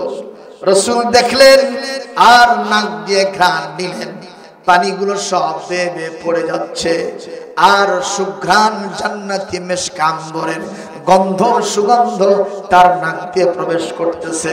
আমার আল্লাহ পাক বলেন, আমার হানজালার ভালোবাসা আমার জন্য ওয়াজিব হয়ে গেছে। এটা হলো নবীকে ভালোবাসা। জোরে বলেন ঠিক না বেঠিক? সুন্নত নয় শুধু দাওয়াতের মেহমান, সুন্নত নয় শুধু খাওয়া শেষে মধুপান, আরো কিছু সুন্নত আছে তুমি জানো কি, জানলেও জীবনে কখনো তা মানো কি। ঠিক না ঠিক? সুন্নত নয় শুধু দাওয়াত খেতে যাওয়া, সুন্নত নয় শুধু আতর সুরমা মাখা, আর সুন্নত হলো পাথরের আঘাত খাওয়া। মহাব্বতে তার আবু বকর, মহাব্বতে তার খালিদ ওমর আলী, আবু বকরের মতো পাশে থাকো কি। সুন্নত নয় শুধু দাওয়াতের মেহমান, সুন্নত নয় শুধু খাওয়া শেষে মধুপান, আরো কিছু সুন্নত আছে তুমি জানো কি, জানলেও জীবনে কখনো তা মানো কি। জোরে বলুন কথা ঠিক না ঠিক? আমার ভাইরা, হযরত আলী বললেন, হুজুর আমার সহ্য হচ্ছে না, আমি এই মুহূর্তে ওই শয়তানের গর্দান উড়ায় দেব, আপনি আমাকে পারমিশন দেন। আমার রাসূল সেখান থেকে আস্তে করে উঠলেন আর বললেন, এ আলী ইসবির সবরান জামিলা, তুমি একটু ধৈর্য ধারণ করো, খবরদার কখনো মাথা গরম করবা না। এই পৃথিবীতে আমি কারো গর্দান উড়ানোর জন্য আসি নাই, আমি এসেছি এই পৃথিবীর মানুষের জীবন রক্ষার জন্য। হুজুর ওখান থেকে উঠে উসমানের হাতটা খপ করে ধরলেন আর বললেন, উসমান, কার গলা ধাক্কা মেরেছো? কাকে বাপ মা তুলে 14 গোষ্ঠী তুলে কটু বাক্য ব্যবহার করে গাল দিয়েছো? ওসমান রে, যেই কাবার চাবি তোমার হাতে আছে, আমি ওই আল্লাহর নামে বারবার শপথ দিয়ে বলি, এ আশা এরাদা রাখি আজ হোক কাল হোক, এই কাবার চাবি আমি নবী মুহাম্মাদের হাতে আসবে। যেই দিন এই চাবিটা আমার হাতে আসবে, সেই দিন আমার অধিকার থাকবে, এখতিয়ার থাকবে, পাওয়ার থাকবে, আমি যাকে ইচ্ছা সেই চাবিটা আমি দিতে পারবো। ওই দিনের কথাটা একটু চিন্তা করো। ওসমান যদিও কাফের, এই কথা বিশ্বাস করে। এই নবীকে সবাই পাগল বলে, এই নবীকে সবাই কাঙ্গাল বলে, কিন্তু কাঙ্গালের কথা বাসি হলেও বলে ফলে। এই নবী হা বললে হালাল হয়, না বললে হারাম হয়। আঙ্গুল উঁচু করলে আকাশের চাঁদটা দ্বিখণ্ডিত হয়ে যায়, পা বাড়ালে সরাসরি আরশে আজিমে পৌঁছে যায়। কারো জন্য মোনাজাত করতে হাত উঁচু করতে দেরি হয়, মোনাজাত কবুল হতে দেরি হয় না। সেই নবীর সাথে বেয়াদবি করছি রে। উনি যে বলেছেন একদিন কাবার চাবি তার হাতে আসবে, সন্দেহ নাই। ওনার চিন্তা, এই চাবি যদি হাতছাড়া হয় তো আমার জীবনে আর কি থাকলো? কাজেই চাবি হাতছাড়া করা যাবে না। আস্তে করে চাবি দিয়া কাবার দরজা খুলে দিচ্ছে। সুবহানাল্লাহ তো কইছেন, কিন্তু নিয়তটা কি ঠিক? নিয়ত হলো চাবি রক্ষা, নবীর ভালোবাসা। জোরে বলুন ঠিক না ঠিক? ওই যে এক সৎ মা বলে নিজের সন্তান কোলে নেয় না, সতীনের সন্তান কোলে নেয়। সতীনের সন্তান কোলে নিয়া এরকম আব্বা আব্বা আব্বা আব্বা বলে জিকির করা, এর লক্ষণ ক্ষমাটা বেশি ভালো না। কিন্তু সতীনের বেটার মন খুব ভালো, খুবই খুশি হাসি। আমার মা নেয়, মাটিতে রাখার আগে আবার সৎ মাও কোলে নেয়, কিন্তু ওই মহিলা আবার নিজের সন্তান কোলে নেয় না। কথা বুঝতেছেন?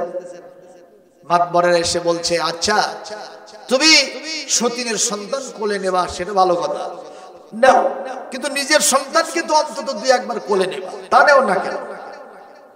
বলছে, মাতবর সাহেব, এর ভিতরে একটা কিন্তু আছে। কি কিন্তু? আসেন। ডেকে নিয়ে বলছে, আমি চাই আমার সন্তান তার পাটা শক্ত হোক, জমিনে হাঁটা চলা করতে শিখুক। আমার সন্তানকে আমি কোলে নেই না, জমিনে হাঁটা চলা করতেছে। আর ওর দিক থেকে আমার সতীনের সন্তান, ওর মা কোলে নেই, মাটিতে রাখার আগে আবার আমি নেই। আমার চিন্তা হলো ও যেন জীবনে হাঁটাই না শেখে। সুবহানাল্লাহ কবেন নাকি? নিয়তের কি খুব শুদ্ধতা আছে? কোন শুদ্ধতা নাই।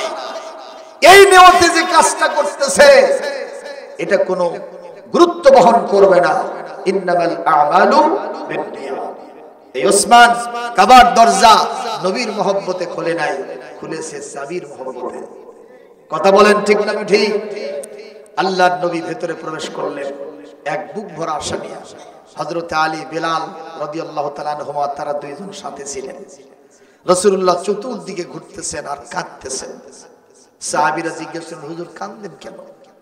বলে, আসছিলাম এই কাবা ঘরের দৃশ্য দেখে আমার চক্ষুটা জুড়াবো, কলিজাটা ঠান্ডা করবো। কিছু যে দৃশ্য দেখছি, শয়তান কাবা দখল করেছে। এই কাবা আমি কেমনে, কাবাতে আসার পরে আমি শান্তির সাথে থাকবো, সন্তুষ্ট থাকবো? আমার সিদ্ধান্ত, আল্লাহ 313টা 360টা মূর্তি দিয়ে কাবাকে ছেড়ে ফেলা হয়েছে। আমি আপনার নামে শপথ করছি, আপনি আমাকে পারমিশন দেন, আমি কাবার সবগুলো মূর্তি ভেঙে চুরমার করে কাবাকে আপনার জন্য তৈরি করব। সুবহানাল্লাহ বলবেন না? সুবহানাল্লাহ বলবেন না? কিন্তু আল্লাহ অবজেকশন দিচ্ছেন।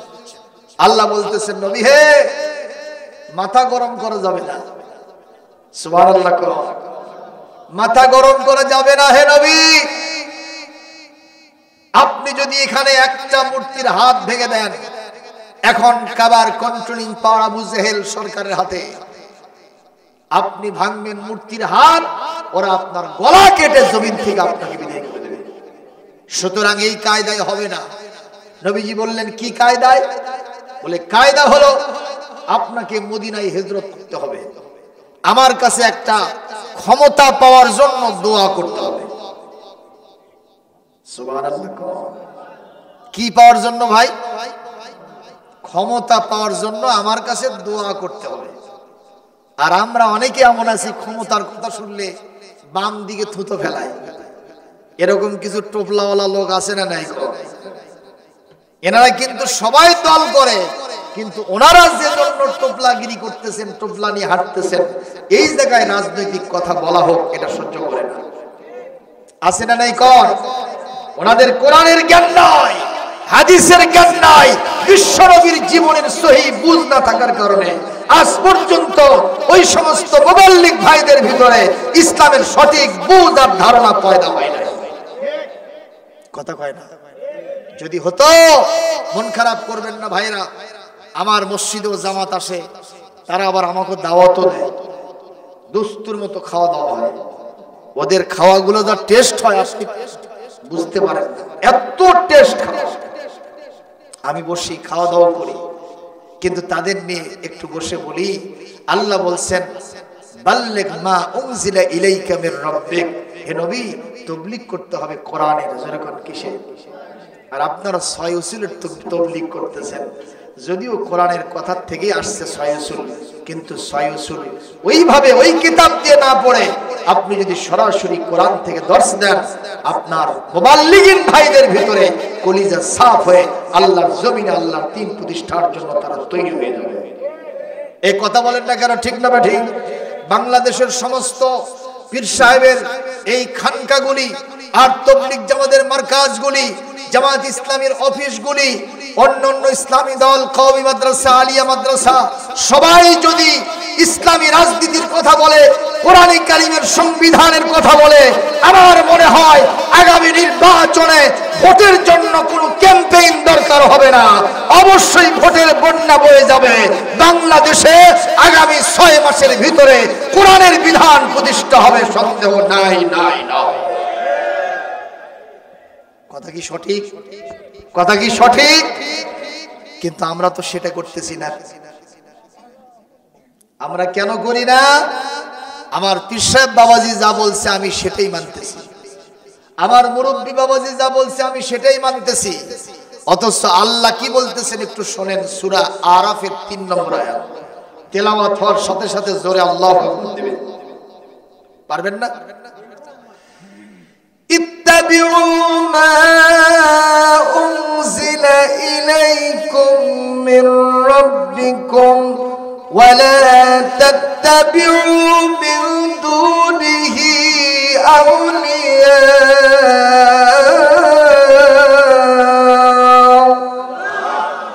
قليلا ما تذكرون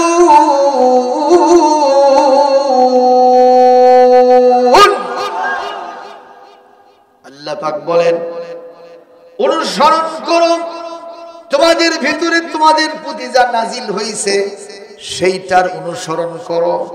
বলেন তো কি নাজিল হয়েছে? যখন এইটা বাদ দিয়া কোন ওলিয়া উলিয়া, কোন মুরব্বী, কোন নেতাজি কি বলল সেইটার অনুসরণ করো না। আল্লাহ বলেন এই ওয়াজ এই বছর সমস্ত মাহফিল গুলোতেই হবে, মসজিদে হয়, খানকায় হয়, মারকাজে হয়, খুতবার আসনে হয়, কিন্তু আমি আল্লাহ দেখতে পাচ্ছি তোমাদের ভিতরে কম সংখ্যক লোক আমার এই ওয়াজটা মেনে থাকে, যার কারণে বাংলার জমিনে কোরআনের শাসন প্রতিষ্ঠা হয় না। জোরে কোন ঠিক কিনা? কবি কি বলছে? আমাদের প্রভু এক নবীর উম্মত, জীবন বিধান এক, ওই শিবানী কোরআন, তবে কেন এখনো হে মুসলমান এখন এখন করিয়া হো ভাই, ঠিক না ঠিক? বাইতুল্লাহ মদিনা শরীফের উহুদ পাহাড়ে বদরের মাঠে একটা তো জীবন আর মরণ যে একটাই, ঠিক না? একটা তো জীবন আর মরণ যে একটাই, একসাথে মিলে মিশে একটাই পথ। আমাদের প্রভু এক, এক নবীর উম্মত, জীবন বিধান এক, ওই শিবানী কোরআন। তবে কেন এখনো হে মুসলমান এখন এখন করিয়া হো ভাই। রাজি আছে মুসলমান? রাজি আছে? আমাদের রবের নাম কি? আমাদের কিতাবের নাম কি? আমাদের নবীর নাম মুহাম্মদ রাসূলুল্লাহ। আমাদের কাবা একটা, কিবলা উহুদ পাহাড় একটা, মদিনা শরীফ একটা, সবই তো একটাই। কেন প্রথমার্থক্য হয়? ওই দাদা হুজুর বাবা হুজুর কি বলেছে আমরা সেদিকে তাকাই, কিন্তু কোরআনের দিকে তাকাই না। আজকের মাহফিল থেকে শপথ নিয়ে যাব আমরা কোরআনের দিকে তাকাবো, কোরআন যা বলেছে সে অনুযায়ী চলবো। জোরে বলেন ইনশাআল্লাহ। লা ইলাহা, জোরে লা ইলাহা, সুবহানাল্লাহ, লা ইলাহা, লা ইলাহা ইল্লাল্লাহু মুহাম্মাদুর রাসূলুল্লাহ সাল্লাল্লাহু। মুসলমান কষ্ট হচ্ছে, কষ্ট হয়। একটা বাড়িতে আগুন লাগছে, এই বাড়িওয়ালা বাড়ির বাইরে এসে হাজারি করতেছে, ভাইরা আমার তোমরা যে যেখানে আছো আমার বাড়ির আগুন নিভানোর জন্য যার হাতে যা আছে নিয়ে আসো। এই আওয়াজটা শুনেছে কয়েকজন লোক। একজন লোক কাপড়ের ব্যবসা করে, আর একজন লোক খড়ির ব্যবসা করে, আর একজন লোক সে পেট্রোলের ব্যবসা করে। কয়জন লোক হলো? এগুলো সব তার বন্ধু বান্ধব। এই লোকটা যখন বলেছে যার হাতে যা আছে নিয়ে এসে আমার বাড়ির আগুনটা নিভাও, যার হাতে ছিল কাপড়ের ব্যবসা সে বলল, বন্ধুরে যদি আগুনটা সকালে লাগতো কিছু বেশি দেওয়া যেত, আমার হাতে তো তেমন কিছু নাই, সারাদিন কাপড় বেচতে বেচতে 2 বস্তা ছাট আছে, টুকরা কাপড়।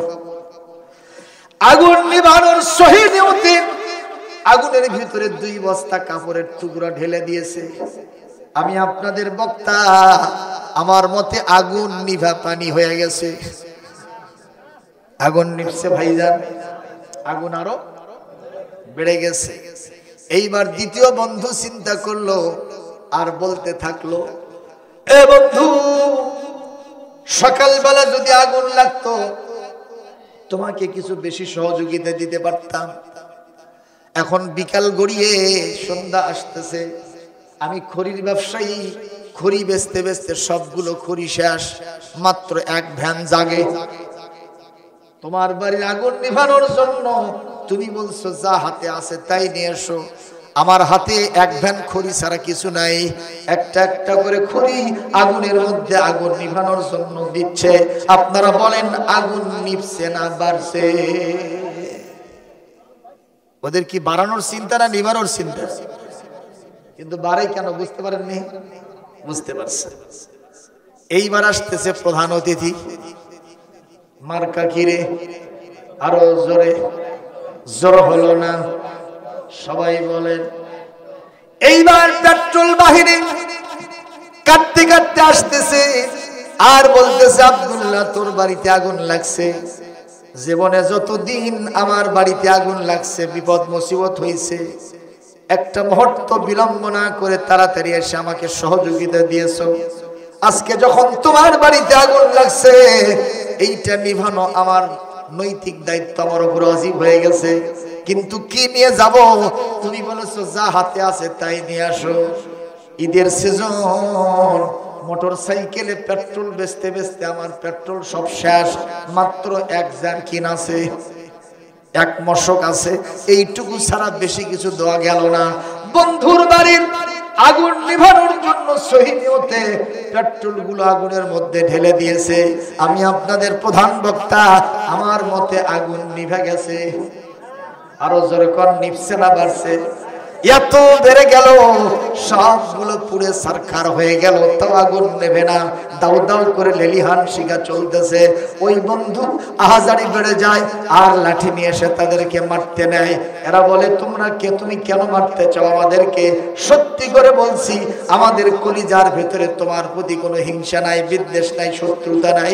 ভালোবাসার ছোটেই আগুন নিবানোর জন্য কাপড়ের টুকরা দিয়েছি, খড়ি দিয়েছি, পেট্রোল ঢেলেছি। আপনারা বলেন আগুন নিভছে না বাড়ছে? নিয়ত সঠিক কিন্তু পদ্ধতি ভুল। কথা কয় না? নিয়ত আরো জোরে, নিয়ত পদ্ধতি। এই বাংলাদেশে আগুন লাগছে না লাগেনি? হত্যাকাণ্ড বগুড়া জেলায় মাঝে মাঝে হয় না? হয় না? আপনাদের শাহপুরে খালি হয় না? তাহলে এটা কি আগুন না? এ কথা কোন, এটা আগুন না? সুদ, ঘুষ, দুর্নীতি, চাঁদাবাজি বাংলাদেশে নাই? জোরে কোন আছে? এগুলো আগুন না পানি? জোরে বলে। জেনা, ব্যভিচার, 3 বছরের শিশু থেকে 80 বছরের বৃদ্ধা পর্যন্ত ধর্ষণের শিকার হয়। ইভেন যেই বিশ্ববিদ্যালয়ে 100 জন ছাত্রীকে ধ্বংসন করে সাবেক ফ্যাসিস্টের এক নেতা ধর্ষণের সেঞ্চুরি পালন করেছিল, সেই বিশ্ববিদ্যালয়ে এই বছর, এই জুলাই অভ্যুত্থানের পরে, নতুন বিপ্লবের পরে ইনশাআল্লাহ কোরআনের পক্ষের ছাত্রদেরকে ফুল প্যানেলে বিজয় করে দিয়েছে।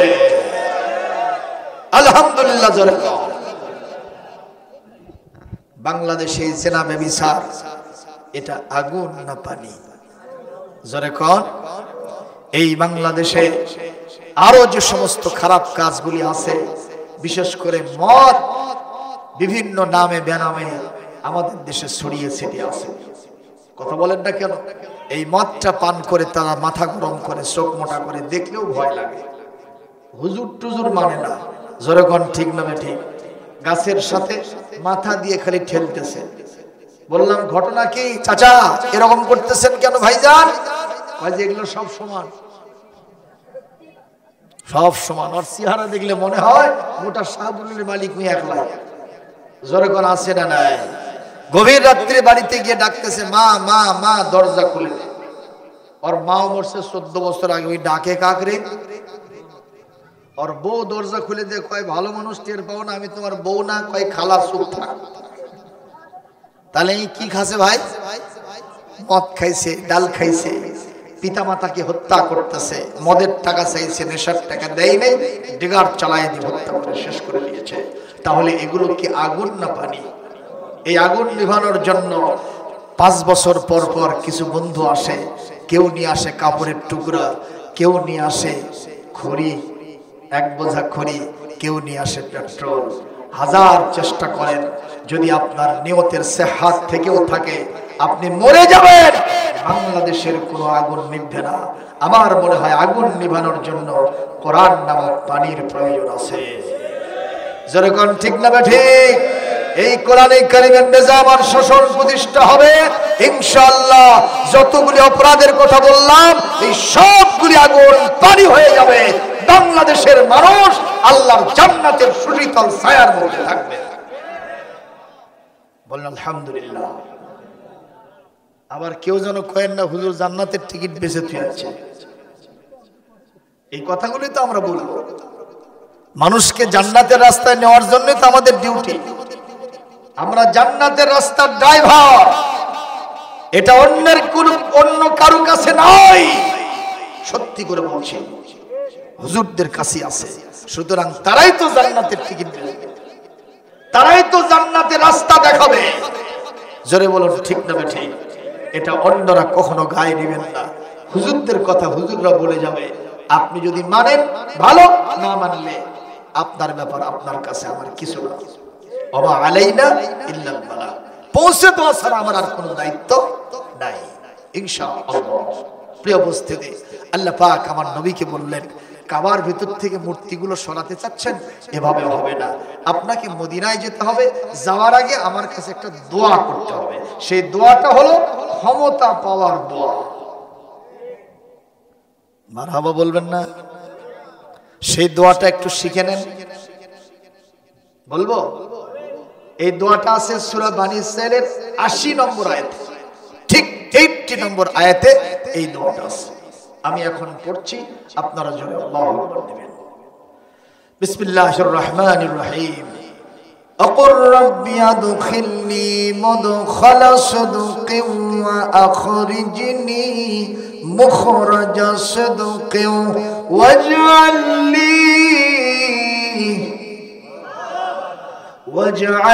لي من لدنك سلطانا نصيرا।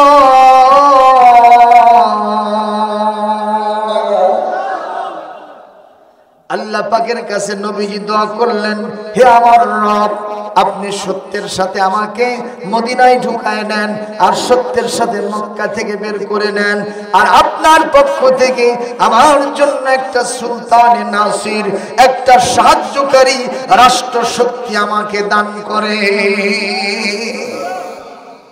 নবীজি ক্ষমতা পাওয়ার জন্য দোয়া করছে, কারণ ক্ষমতা যার নাই তার পিছনে মাছিও হাঁটে না, পিঁপড়াও যায় না। কথা কোন ঠিক কিনা? আর যদি ক্ষমতা থাকে, যে নেতার সিরিয়াল নম্বর নাই তার পিছনে ১০০টা মোটরসাইকেল। যেদিন সুমাইয়াকে মারা হয় রাদিয়াল্লাহু তাআলা আনহা, তার স্বামী আম্মার ইয়াসারকে মারা হয়, সন্তান স্বামীকে হযরতে মা সুমাইয়াকে রাসূলুল্লাহ পাশে দিয়ে যাচ্ছিলেন, কাঁদতেছিলেন। আমার মা সুমাইয়াকে উলঙ্গ করা হয়েছে। নবীজিকে দেখে সাহাবী, মুসলিম সাহাবীরা তারা কাঁদতেছিলেন। হুজুরও চোখ দিয়ে পানি ফেলে দিয়া তার দাড়ি বুক ভিজে ফেলতেছিলেন, আর বলতেছিলেন, আমার হাতে আজকে পাওয়ার নাই, ক্ষমতা নাই। যদি আমার হাতে ক্ষমতার পাওয়ার থাকতো, ওই আবু জেহেল আর তার চালা চামুন্ডাদেরকে এক থাপ্পড় মেরে ওখান থেকে সরাইয়া দিয়া আমার সুমাইয়া আর তার পরিবারকে আমি ফুলের মালা দিয়ে আমি অবশ্যই সম্মানিত করতাম। কিন্তু আমার কাছে সেই পাওয়ার নাই।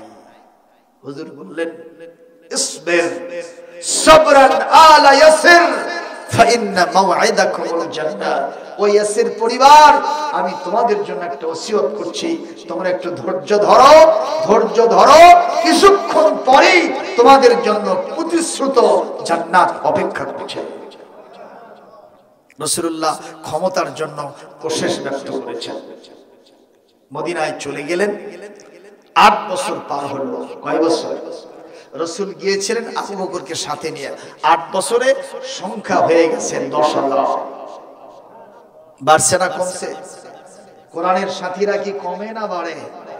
যখন জেল জুলুম দিয়া এই গ্রামের যারা জেল খাটছে, এই যে আজিজুল ভাই তো বললো কিছুক্ষণ আগে, এই যে হানিফ হয়ে গেছে, গেছে না?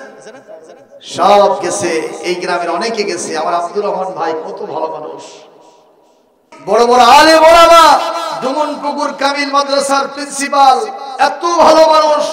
মরহুম মগফুর মাওলানা আনিসুর রহমান নব্বরাল্লাহু বারকাতাহু ওয়া জাআলাল জান্নাত রাসূল, জুমার নামাজ পড়তে যাচ্ছিলেন, সিএনজিতে উঠবেন, এই মুহূর্তে ওই ওসি আলমগীর কিগন এসে আমার ভাইকে ধরে ফেলল, আমার হুজুরকে ধরে ফেললো, নিয়ে গিয়ে রিমান্ডে নিল।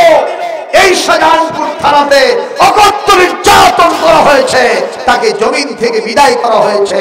আমরা মনে করি যারা এই কাম করছো, অবশ্যই তাদের বিচার বাংলার মাটিতে হতেই হবে, কোন সার হবে না, হবে না, হবে না।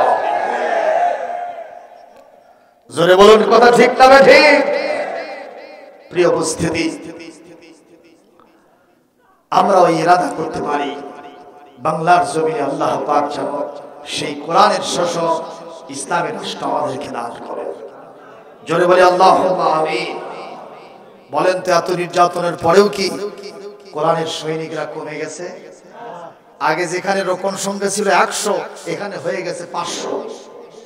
আগে যে ওখানে সমর্থক গেছিল, ওখান থেকে কর্মী হয়ে বেড়াচ্ছে।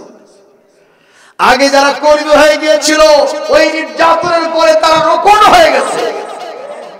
আল্লাহু আকবার বলবেন না? আমি যখন দায়িত্বশীল ছিলাম এক সময়, তখন আমি দেখেছি কিছু মানুষকে হাজারবার দাওয়াত দিয়েছি, আসে নাই। এখন দেখতে পাচ্ছি তারা মিছিলের নেতৃত্ব দিচ্ছে। একটু জোরে আল্লাহু আকবার বলবেন না? এখান থেকে কি বুঝাইলাম? ইসলামী আন্দোলনের কর্মী সংখ্যা কখনো কমে না, যত নির্যাতন হবে তত বেড়ে যাবে। গেলেন 2 জন, এখন 8 বছর পর হলো 10,000। সুবহানাল্লাহ। কাল করে 8 বছর পরে আয়াত নাযিল হলো, লাকাদ সাদাকাল্লাহু রাসূলুহুর রুয়া বিল হাক্কি লাতাদখুলুন্নাল মাসজিদাল হারাম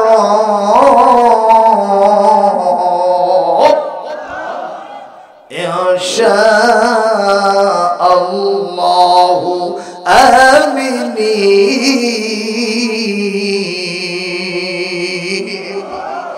মুহাল্লিকিনা রুসকুম ওয়া মুকাসসিরিনা লা তাখাফুন ফাআলিমা মা লাম তা'লামু ফাজআলা মিন دون ذلك فتحا قريبا আরো জোরে কর আল্লাহু আকবার। এই আয়াত যখন নাযিল হলো, আমার সোনার নবীজি সিদ্ধান্ত নিলেন, আমি 10,000 সাহাবী নিয়ে মক্কায় প্রবেশ করব। আল্লাহু আকবার বলবেন না? নির্দেশটা যেন কার? নবীজি মক্কার দিকে রওনা করেছেন। বাইদি ভাই কথাটা কাফেরদের কানে চলে গেছে। আল্লাহর নবীজি সিদ্ধান্ত নিলেন, আগে মক্কায় যাব না, গতিবিধি নজর করব। আমরা মক্কার উপকণ্ঠে শিবির স্থাপন করব, ওখানকার কি দৃশ্য অবজার্ভ করার পরে তারপরে আমরা ঢুকবো। নবীজি সাহাবীদেরকে ইনস্ট্রাকশন দিলেন, কাবার সামনে গেছেন, কেউ তাকে বাধা দিতে পারতেছে না। কিন্তু এখনো নবীর হাতে চাবি আসে নাই। অ্যাসেসমেন্ট করে দেখলেন ওই চাবি এখনো ওই ওসমানের কাছে আছে। হযরতে আলী এবং হযরতে বিলালকে বললেন, যাও তোমরা চাবি নিয়ে এসো। ওনারা গেলেন, যে দেখেন ওসমান বাড়িতে নাই। কোথায় গেছে খুঁজে পাওয়া গেল না। ওনারা ব্যর্থ হয়ে মনটা খারাপ করে রসুলের সামনে আসলেন। রসুল বললেন, বাবা খবর কি? বলে, ইয়া রাসূলুল্লাহ, আমি চাবি পাইলাম না, কারণ কোথাও তাকে আমরা খুঁজে পাই নাই। আমার রসুল বললেন, তোমাদের টেনশন করা লাগবে না, আমি একটু চক্ষু বন্ধ করে দেখি তো ওসমান গেছে কোথায়। সুবহানাল্লাহ। নবী চক্ষু বন্ধ করলেন, ওনার সামনে প্রতিভাত হয়ে গেল, ওসমান বেশি দূরে নাই। হুজুর বললেন, ওসমান বেশি দূরে নাই। সাহাবীরা বললেন, ওসমান কোথায় আছে? হুজুর বললেন, ওসমান কাবার ছাদের উপরই বসে আছে। মারহাবা জোরে কও। কার উপরে? একবারে কাছে। হুজুর বললেন, তোমরা যাও চাবি নিয়ে আসো। হযরতে আলী গেলেন, চাবি চাইলেন, কিন্তু চাবি দেয় না। হযরতে আলী বললেন, হুজুর ও তো চাবি দিতে চায় না, করব কি? বলে, আলী তুমি কি ওসমানের সাথে পারবা না? বলে, ইয়া রাসূলুল্লাহ, আপনি তো নিজেই বলেছেন আমি কাফেরদের জন্য বাঘ হয়ে গেছি, আপনি শুধু অনুমতি দেন, চাবি কেমনে নেওয়া লাগে সেটা আমার জানা আছে। মারহাবা জোরে কও। উনি খাইবারের যুদ্ধে, খাইবারের ওই বিশাল কপাট, দুর্গের কপাট বাম হাতে নিয়ে ঢাল হিসেবে ব্যবহার করেছে। অথচ 40 জন মুসলমান ওই আপনার কাবুজ দুর্গের কপাটটাকে 40 জন মুসলমান আলোক করতে পারে নাই, এক চুল পরিমাণ নড়াতে পারে নাই। সেটা হযরতে আলী তিনি বাম হাতে নিয়ে ঢাল হিসেবে ব্যবহার করেছেন। মারহাবা। তাহলে আলীর শক্তি বেশি না কম? দাও খোদা দাও আমায় আবার ওমর দারাজ দিল দাও খোদা দাও আমায় আবার ওমর দারাজ দিল দাও আলীর মতো বীর সেনানী আলীর মতো বীর সেনানী জাগাতে নিখিল দাও খোদা দাও আমায় আবার ওমর দারাজ দিল